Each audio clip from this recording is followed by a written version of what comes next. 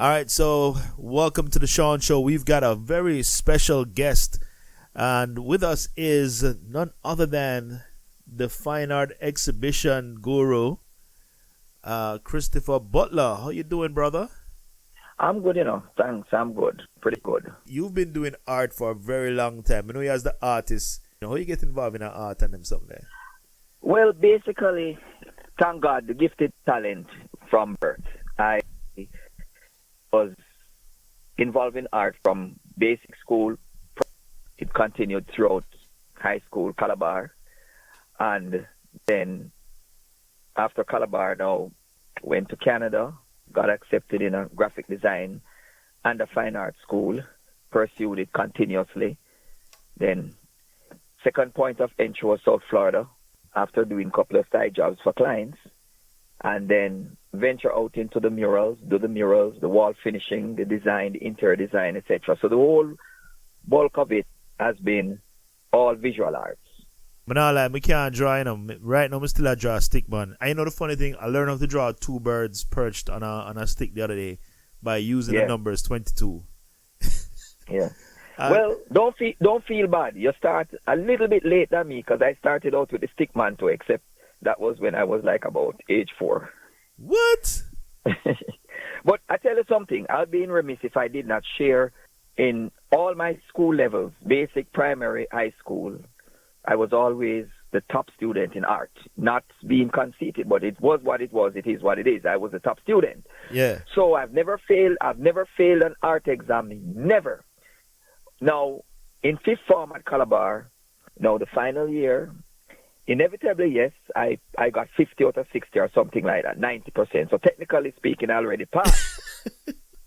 But the last day now, the final exam now, which was a still life, I sat down, did the still life drawing, some old boots or something like that. That take care of that.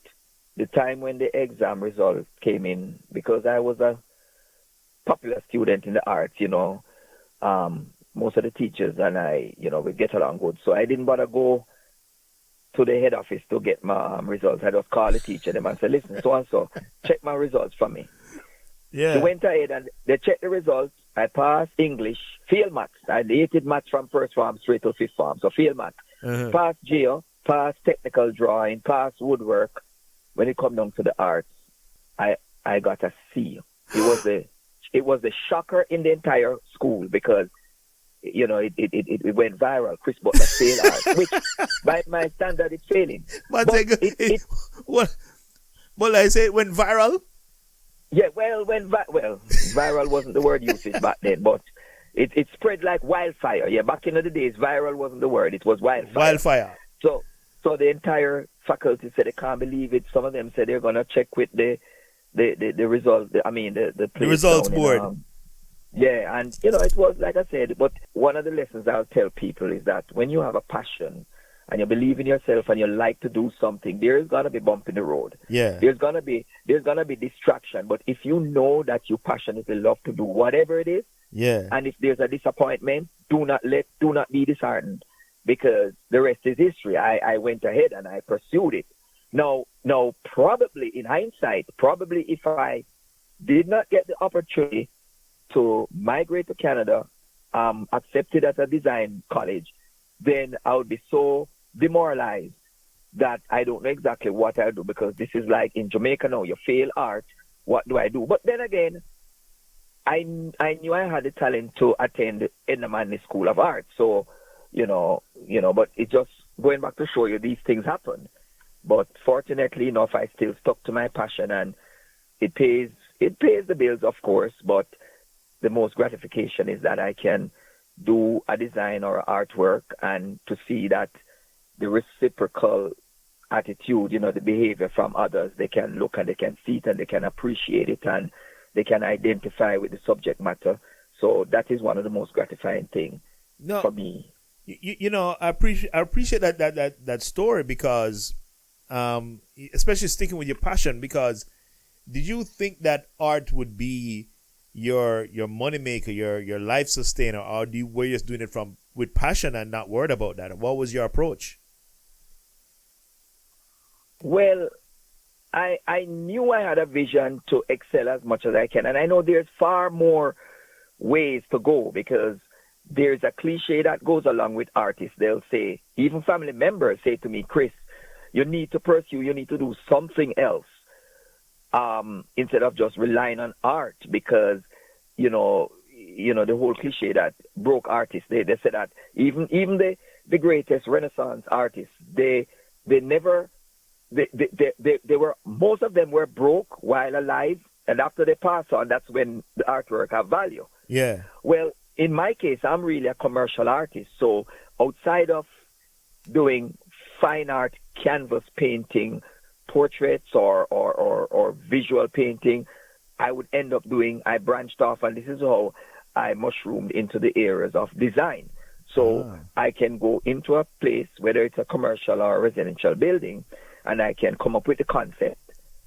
And then, you know, we do the conceptualized stuff, and then we put the tangible stuff on the wall or the ceiling and stuff. Now, I knew I was going to make income from art, because number one, I have no knowledge about business accounting. I have no knowledge about, and I have no knowledge about auto mechanic or electrical stuff. Yeah. And I am partially OCD, so I could not go into the medical field. I don't think you're partially OCD, because I've seen you. I think you're a full-fledged OCD. Respectfully. Well, a lot of people, yes. And to me, everything, yes. Hold on. If you're just joining us, family, we're talking to Christopher Butler, visual artist from out of Jamaica, down here in South Florida. He has an art exhibition coming up. He's going to tell you about that later. But we to know Chris. And, you know, Chris says he's OCD. I think you're like the monk. You're probably like a shade above. You remember that show, The Monk?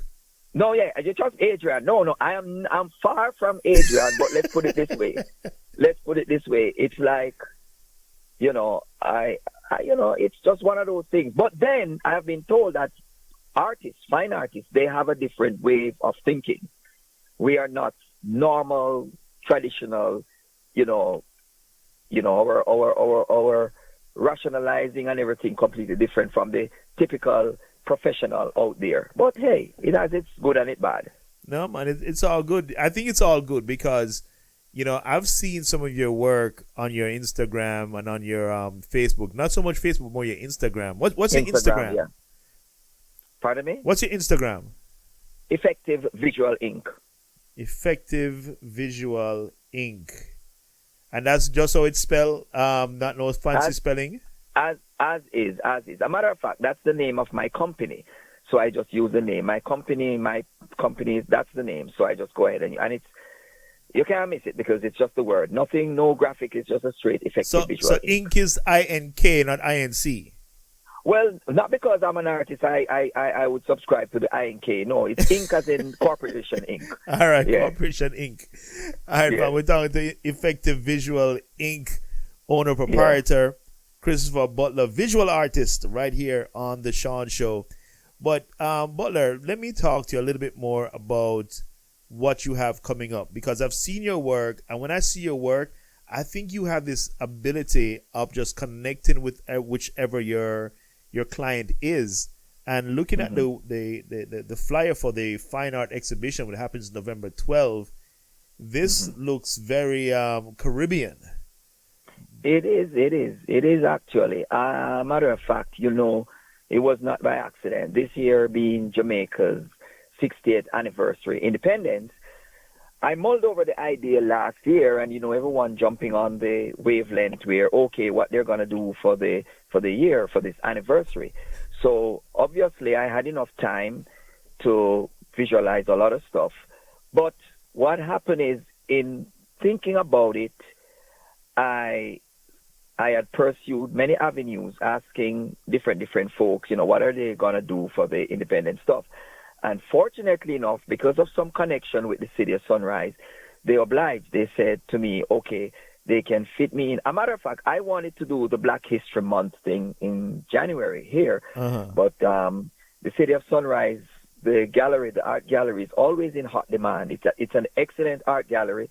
It's actually very, very elaborate, and it's next to I believe is it the American Heritage Cultural Library at 31st in Sistrong.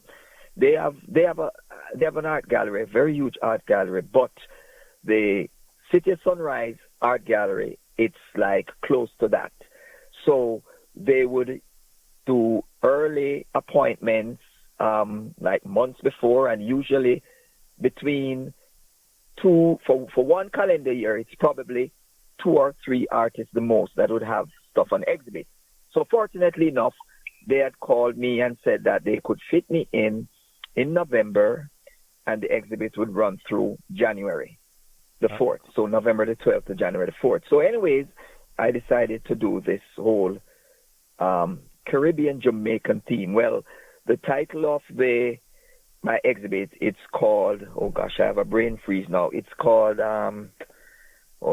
Nostalgic Art and Soul. Yeah, Art and Soul, Nostalgic Jamaica. Nostalgic Jamaica. And what it did, most of the pieces, which they're all oil and canvas, I believe it's about 30 pieces, and the sizes range from 18 by 24 to 48 by 30 something, but they range, and some of them are series meaning you have a continuation of a subject matter. You can purchase it in the pair. So what I did, I had variety of stuff. I didn't want to go with the artwork, with the cliche stuff, with the market scene, because when it comes on to Jamaican art, it's always the typical coconut and market scene. No. So I'm to the Jolly Bus. You never put the Jolly Bus? No, actually, no. Not the Jolly Bus. But what I actually did, there are quite a few pieces. You have fishing scene. You have market scene, but it's a different whole setting with the market scene, and I will not divulge much information because obviously I want all the listeners to come. They have all the time to come and view the pieces, but obviously the opening, the cocktail event is on the 12th from 6 till 9. So then there, they can come and mingle with the elites, because I intend to have the elites there too. So the thing is now, there's an array of subject matter. There's one piece I have with a close-up with a girl drinking a sky juice, one girl eating an East Indian mango, and these are all close-up. These are like portrait. Yeah. And then I have one with, which actually on the flyer, it shows the back of a little boy riding like a grandpa's bike. I have the Fudge Man. I have Peanut Man. I have. Well, not the Peanut Man. I have the Fudge Man. I have a student fall asleep at the desk. After doing homework and everything, he fell asleep. I have like a nanny. Well, up here we call it nanny, but down there, growing up, you call it helpers. So she's like feeding one little toddler with a coconut. But what I wanted to do, the objective was to have a collective series of images that every Caribbean or every Jamaican can relate to something on that picture. I have 2 abstract pieces because you always can, throw in a little abstract. Then we have, what else again? Well, I have a signature piece that it's a very huge rectangle format. It's vertical. It's about 24 inches wide by about 40 inches in length, and that has a combination. It's a collage of entertainers. Miss Lou is in the center because she's like the premier folk hero, the icon. Of course, Bob Marley. Jimmy Cliff. I mixed it up. Jimmy Cliff, Bob Marley, Eric Donaldson, Rex Nettleford, Yellow Man. I kind of mix it up where it becomes like a little dancehall, a little reggae, a little poetry, and so that's every exhibition has a signature piece. So that's one of the signature piece. All right. So you mentioned about a little bit of this and a little bit of that, a little bit of dancehall. So Yellow Man is representing the dancehall.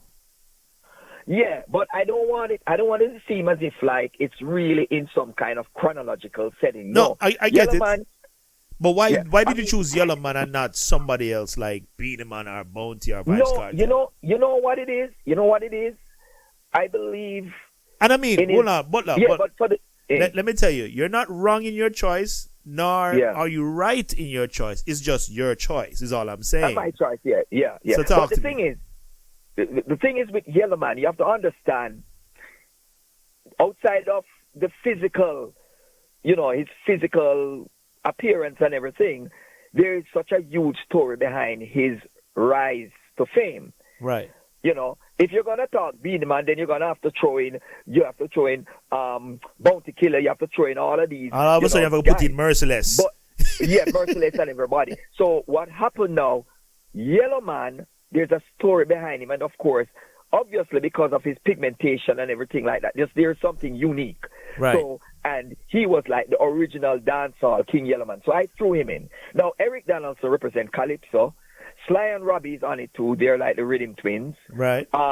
Jimmy Cliff, Bob Marley, of course, Gregory Isaac. Now the thing is, you can't put them all. But one of the things is the way how I format that design. Yeah. Looking at it, and like I said, it's a signature piece. I guarantee you that there's going to be so much demand to purchase that piece. All other pieces I've already have the prices tabulated for them. But this one, there's no price because I am planning to exhibit it at another, I have another exhibit where it's not a solo exhibit. I'm just exhibiting pieces with some other artists.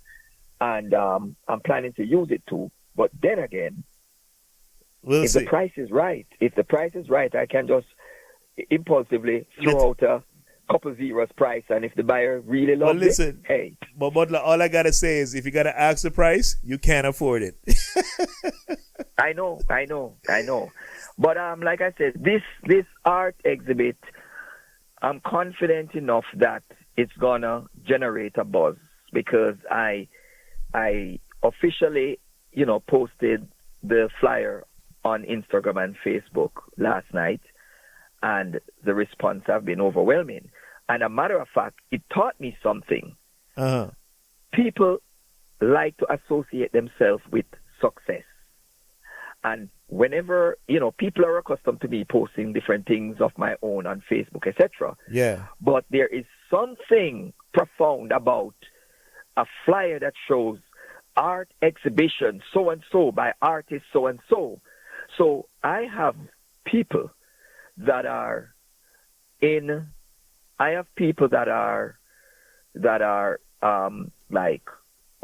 have a friend that he's a caterer, and he immediately linked the information on his page, and he posted it, and he said, go view Chris Butler's artwork. He does a lot of art for me. He does private commission artwork for me, and some of my alumni colleagues, they are on board. They are on board. And I received a lot of congratulations for the show and stuff. So, and I even got offers. People say, what can I do? But the thing is, it's like, it was just so gratifying to know that I could get such positive response. Now, it goes without saying, fortunately enough, the City of Sunrise have collaborated in this project immensely because the staff members from the leisure services, they are going to provide the wine and the appetizers. But I also told them that I'm going to cater. I have things in line. So they are going to do that. And mind you, everything is official because the duration of time that my pieces will be on exhibit, each and every piece will be insured. The city insure each and every one. So this is a big deal for me. Listen, man, people, this is truly a big, huge deal. We got a few more minutes, but the fine art exhibition. We're talking to Christopher Butler, owner and visual artist for Effective Visual Inc. Check him out on Instagram at Effective Visual Inc. To check out some of his pieces. But the big thing right now, he has coming up on November 12th, running through January 4th. It's the Art and Soul Nostalgic Jamaica.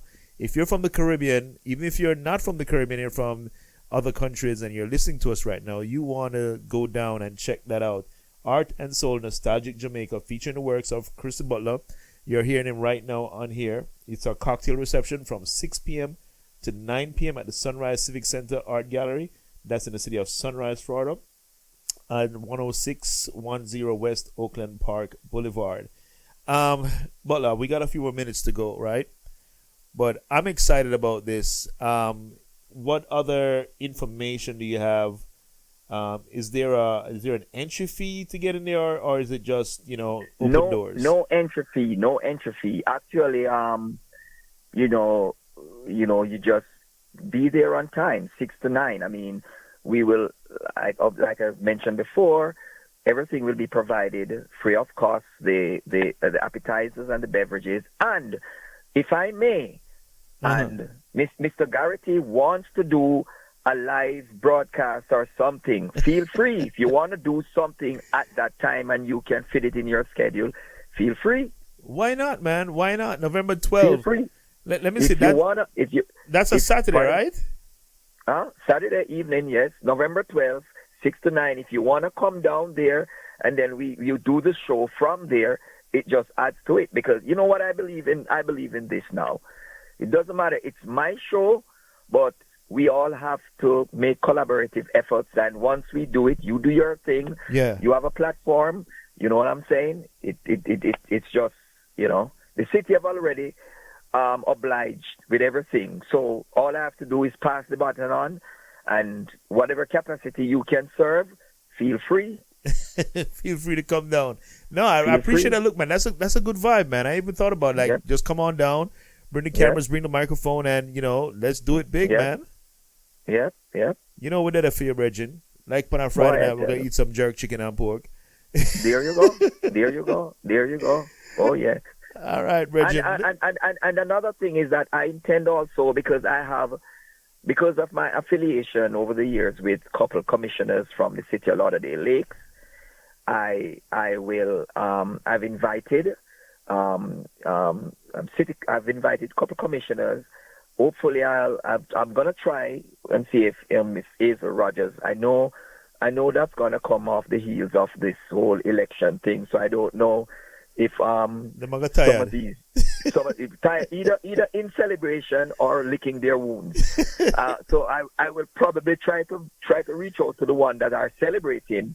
It doesn't matter which party, and have them come by. As you know, Sean, we have a alumni brother that he holds a nice position at the city of Western. So I have invited him also. Hopefully he can make it. So I'm trying to make sure I have an eclectic set of folks, but I just want to have, outside of the attendees, I want to give back also. So I just want to make sure that event is palatable and everyone just can come and just spend a couple, 3 hours of good, entertainment. Good vibes. And of course, good vibes. And listen, it goes without saying, the pieces are on sale. So just all I can say to them is consider this. It's an investment, because I can only go so low, or I should say I have so more global ascending. I can only go further. So let's put it this way. If they come and they can buy a piece in the next 2 years, when globally known, they can say they price look gone at a up piece in the house and say, you know what, Artist Chris Butler. They could say this is from the Butler, the Butler, Chris Butler. But listen, one of my favorite Jamaican artists, and he's world renowned. He's very good, Barrington Watson, and he is he's deceased. He passed away, but he's one of the greatest out there. And I look at his work and I emulate. I mean, I pattern his style. We all have our own style, but I intend to go further than this. So listen, I'm looking forward. I'm really looking forward for this event. Appreciate you stopping by in studio. Fine art exhibition happening November 12th, the cocktail reception, Art and Soul, Nostalgia Jamaica. Come check it out in the city of Sunrise at 10610 West Oakland Park Boulevard. And go check him out right now on Instagram, Effective Visual Inc. on Instagram. All right, Butler, it's been a pleasure, man. We'll talk to you soon again.